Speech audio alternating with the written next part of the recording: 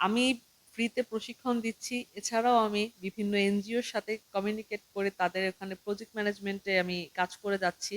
যেন আমি মানবিক দিক থেকে মানুষের উপকারের জন্য কিছু হলেও করে যেতে পারি। উদ্যোক্তা হিসেবে আসলে কাজ করা শুরু করেছি খুবই নতুন। এর আগে আমি বিডিএপস নিয়ে সবচেয়ে বেশি কাজ করতাম। রবির একটি প্ল্যাটফর্ম যেখানে আমি টেলকো এপিআই নিয়ে কাজ করি। এবং এই প্ল্যাটফর্ম থেকে আমি এ পর্যন্ত ২০০-রও বেশি নারীদেরকে প্রশিক্ষণ দিয়েছি তাদেরকে উদ্যোক্তা হওয়ার একটি যাত্রাতে।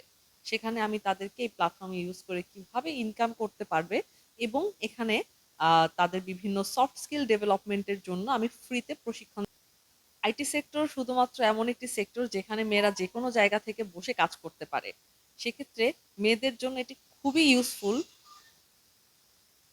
সেক্ষেত্রে মেয়েদের জন্য এটি খুবই ইউজফুল যে হচ্ছে তারা ঘরে বসে যে কোনো অবস্থায় এই কাজগুলো করতে পারে।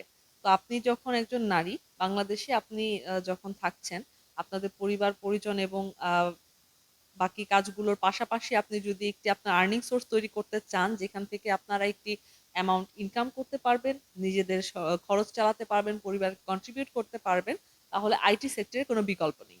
হ্যাঁ, আমি মনে করি যে নারীদের সবচেয়ে বেশি চ্যালেঞ্জ গ্রহণ করতে হয়, কারণ আহ, একজন পুরুষ যে কোনো সময় যে কোনো জায়গায় যে কোনো ডিলের জন্য যেতে পারে, কথা বলতে পারে, কাজ করতে পারে, যেটা একটা নারী পারে না।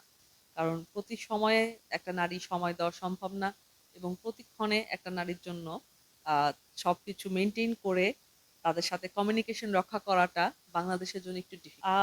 বিশেষ কারো অনুপ্রেরণা তো প্রতি মুহূর্তে বিশেষ বিশেষ মানুষ বিশেষ বিশেষ আহ, জিনিস নিয়ে আসলে সহযোগিতা করে থাকেন।